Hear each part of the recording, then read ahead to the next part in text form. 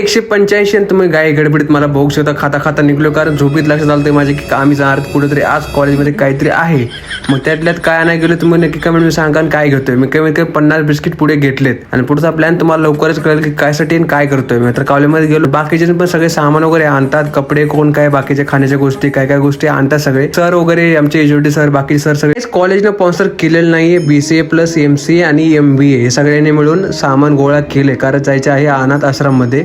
कारण कॉलेजतर्फे एक भेट असते की दरवर्षी यांतर्फे जातात. मला आता कळालं आज की कॉलेजतर्फे ह्यांना काय काय गोष्टी पुरवतात. मग इथं सरांनी वगैरे फोटो वगैरे घेतले आणि आम्ही आता निघायच्या तयारीमध्ये, कारण टाइम कसा तोही कळत नाहीये. BCA वाली पूर्ण म्हणजे काम करत होते, असं नाही की ते बसले होते. 4 मजली चढत खाली सामान त्यांनी आणलं. आम्ही बसलोय वेटिंग बसची वाट बघत, कारण बस अजून आलेली नाहीये, कारण तिथं जायला उशीर लागेल. परत विषय तो वेगळा. आणि हा गाईज 2 पार्टमध्ये ब्लॉग अपलोड करणार आहे मी.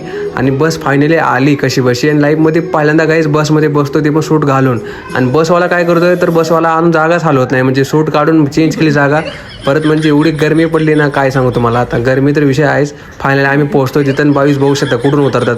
पुढचा रस्ता सोडला डायरेक्ट मागच्या रस्त्याने. तर काहीच मस्त वाटलं. अनाथ आश्रममध्ये बाकीचे काही गोष्टी तुम्हाला दाखवतो, ते पुढच्या ब्लॉगमध्ये तर कळणार आहे तुम्हाला. इथं बाकीच्या गोष्टी म्हणजे जनावरं पण त्यांनी पाळलेले आहेत, त्यात गाय बैल असू द्या, मग काय काय गोष्टी तुम्हाला बघायला भेटणार आहे. नवीन तर दाखवणारच आहे मी. तर पुढच्या ब्लॉगमध्ये तुम्हाला पूर्ण डिटेलमध्ये कळेल काय काय झालं इथं अनाथ आश्रममध्ये. Bye bye.